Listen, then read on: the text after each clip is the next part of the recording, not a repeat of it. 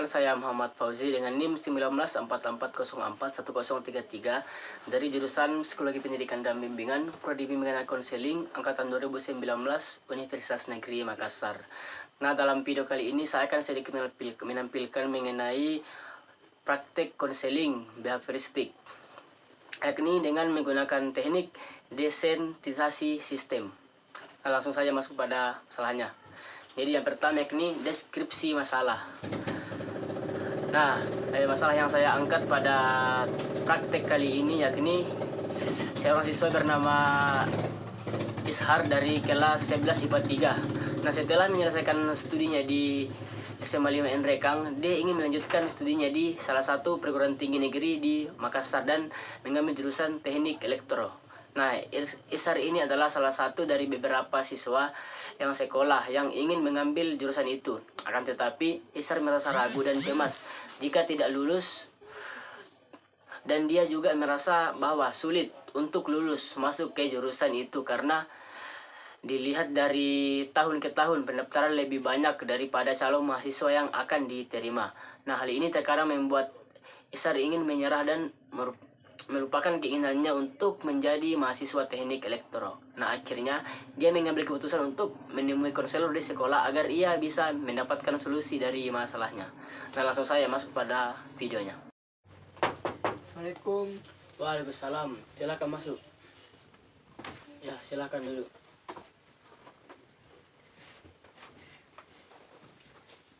Kalau tak boleh tahu, nama kamu siapa ya?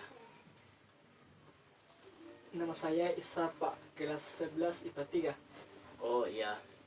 Bagaimana kabarmu Ishar hari ini? Alhamdulillah baik, Pak.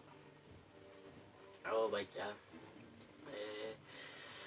Kamu baru selesai belajar apa tadi? Iya, Pak, saya baru selesai belajar bahasa Indonesia. Bagaimana dengan pelajaran bahasa Indonesianya? Menyenangkan, Pak, karena cara gurunya menjelaskan bagus sehingga mudah dimengerti dan dipahami. Oke, baguslah kalau begitu. Oh ya. Apakah kamu kesini atas kemauan sendiri atau ada yang suruh? Saya kesini atas keinginan sendiri, Pak.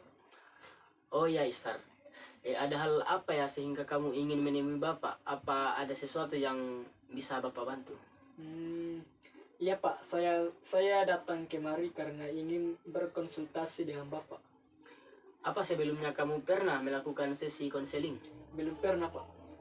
Oh, kalau begitu Bapak akan menjelaskan sedikit tentang apa itu konseling. Nah, jadi konseling itu adalah suatu layanan yang diberikan kepada individu yang memiliki suatu problem atau masalah agar ia mampu menemukan solusi dari masalah tersebut. Nah, apa kamu sudah paham mengenai konseling? Iya, Pak. Ya, jadi peran Bapak di sini sebagai konselor yaitu berusaha membantu kamu untuk menemukan jalan keluar atas masalah yang sedang kamu hadapi. Lalu kamu sendiri sebagai konselornya sebaiknya aktif dalam mengemukakan masalah agar lebih memudahkan kita mengkaji berbagai kemungkinan jalan keluar sehingga kita dapat lebih cepat memperoleh solusi dari masalah yang sedang kamu hadapi. Nah, apa sekarang kamu sudah mengerti? Iya, Pak, saya mengerti dan saya akan berusaha aktif dalam konseling ini. Tapi saya tidak ingin kalau masalah saya ini diketahui oleh orang lain. Oh ya, kamu tidak perlu khawatir mengenai masalah seperti itu. Nah, di sini Bapak akan menjaga rahasia kamu, sebab dalam konseling itu memiliki kode etik. Salah satunya itu asas kerahasiaan. Jadi jangan ragu untuk mengungkapkan masalah yang sedang kamu hadapi, tanpa perlu merasa takut untuk diketahui oleh orang lain. Syukurlah kalau begitu, Pak. Nah, kalau boleh Bapak tahu, masalah apa yang sedang kamu alami sekarang? Begini, Pak, saya merasa ragu apakah saya bisa melanjutkan pendidikan saya ke jurusan teknik elektro. Hal apa yang kamu harapkan setelah melakukan proses konseling ini? Saya berharap agar masalah yang saya hadapi dapat teratasi dan menemukan jalan keluar yang baik. Oke, baiklah, karena pertemuan ini kita dibatasi oleh waktu, di mana kita akan memanfaatkan waktu kurang lebih 30-40 menit lah dalam setiap sesi pertemuan. Maka Bapak berharap kita dapat memanfaatkan waktu ini dengan sebaik mungkin. Dan jika pada pertemuan pertama ini masalahmu belum terselesaikan, maka kita akan mengadakan pertemuan selanjutnya. Apa kamu paham dengan apa yang saya bicarakan? Iya, Pak. Ya, nah, kalau kamu sudah paham dengan beberapa penjelasan Bapak tadi, sekarang kamu bisa menciptakan masalah yang sedang kamu alami sekarang. Menceritakan masalah yang sedang kamu alami sekarang. Begini Pak, saya merasa ragu apakah saya bisa melanjutkan studi saya ke PTN jurusan Teknik Elektro. Saya juga merasa cemas dan takut jika saya tidak lulus di jurusan itu, Pak. Kalau boleh tahu, apa yang membuatmu bersikap demikian? Saya merasa tidak yakin dengan diri saya sendiri. Kenapa kamu bisa merasa tidak yakin? Karena saya merasa saya tidak bisa melanjutkan dengan baik. Apakah kamu sudah belajar dengan baik? Iya Pak, saya sudah belajar dengan baik. Bahkan saya ikut bimbingan belajar khusus masuk ke jurusan Teknik Elektro. Nah, tadi kamu mengatakan kalau kamu sudah belajar dengan baik dan ikut bimbingan belajar, tapi sekarang kamu masih merasa tidak yakin? Iya juga sih Pak. Tapi sebenarnya saya takut dan ragu karena saingannya banyak.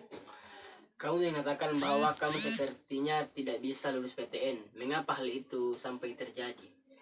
Iya Pak, karena saya takut dan merasa cemas jika saya gagal pada saat tes nanti.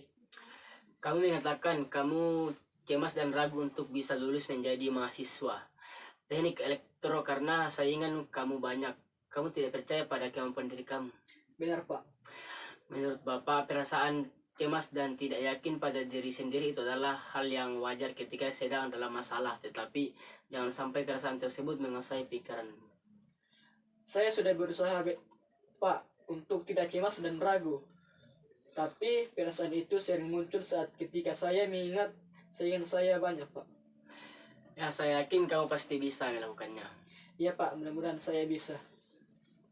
Oke, jadi saat ini kamu merasa ragu dan cemas untuk bisa lulus di jurusan Teknik Elektro.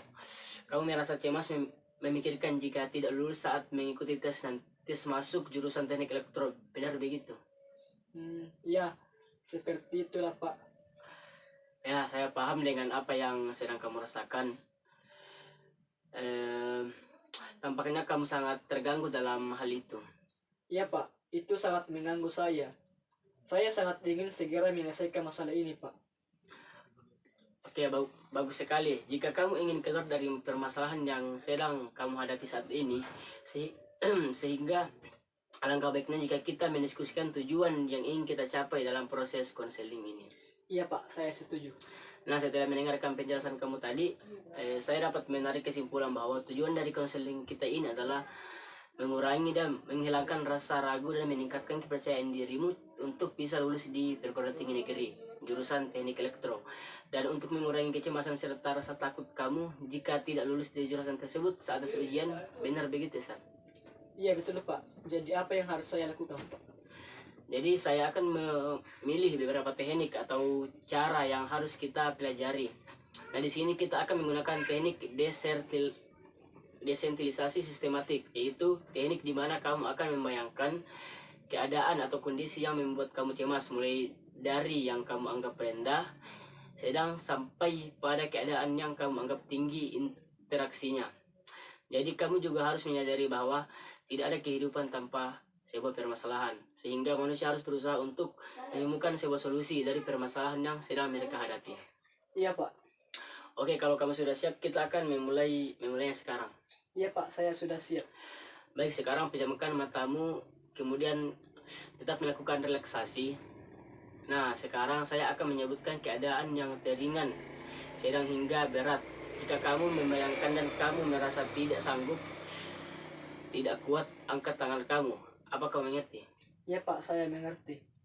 Ya, oke, tetap rileks. Dan tarik nafas dalam-dalam, tahan lalu lepaskan melalui mulut secara perlahan. Nah, kemudian bayangkan kamu sedang berdiri di depan sebuah ruangan dan dikelilingmu banyak orang.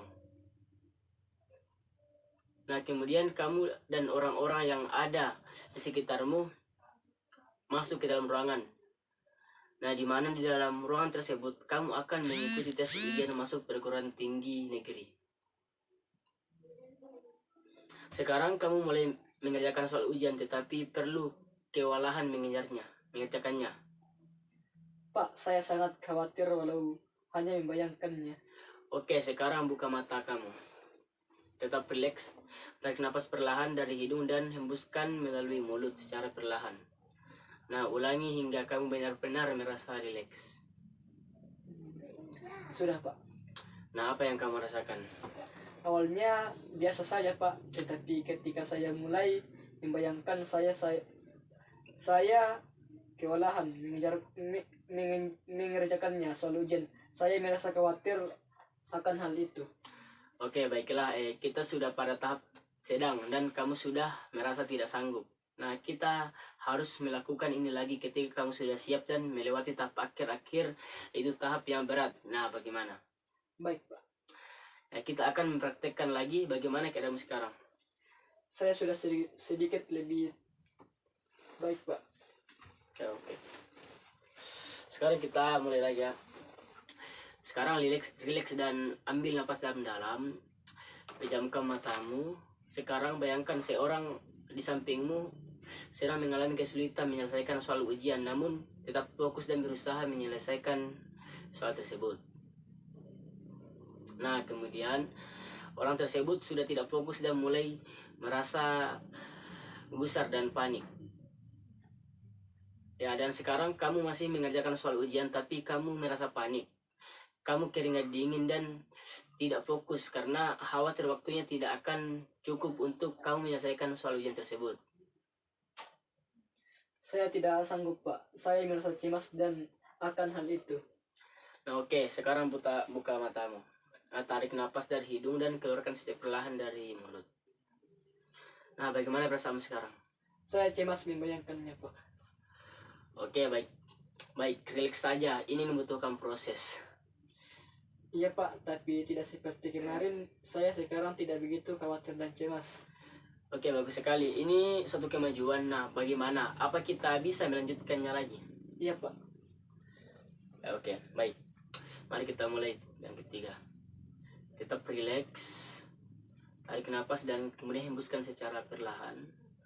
Sekarang waktu mengerjakan soal ujian tinggal 30 menit. Kamu berusaha fokus untuk berusaha menjawab semua soal dengan baik. Nah, rasakan. Nah, sekarang buka matamu.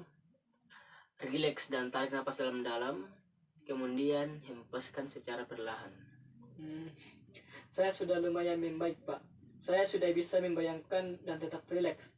Biasanya hanya membayangkan kesulitan yang akan saya hadapi saat mengikuti ujian masuk jurusan teknik elektro saja. Saya sudah deg-degan, namun saat ini saya merasa lebih tenang. Ya, bagus sekali, Sar. Kamu berhasil melewatinya dengan baik. Selamat ya. Terima kasih Pak. Ini karena bantuan Bapak. Oke, sama-sama. Jadi kamu harus tetap semangat dan yakin kamu pasti bisa dengan belajar dan tekun dan tetap berusaha. Nah, saya yakin kamu bisa lulus di jurusan yang kamu inginkan. Iya Pak, terima kasih banyak. Oke, bagaimana? Apakah masih ada yang ingin kamu sampaikan kepada saya? Sepertinya sudah tidak ada lagi Pak. Oke, kalau begitu pertemuan kali ini kita sudah bisa akhiri. Jadi kamu memiliki masalah jangan ragu untuk menemui saya dan guru BK lainnya. Kami pasti selalu siap untuk membantu kamu. Iya Pak, sekali lagi terima kasih. Ya Pak, kalau begitu saya permisi dulu Pak. Assalamualaikum. Waalaikumsalam.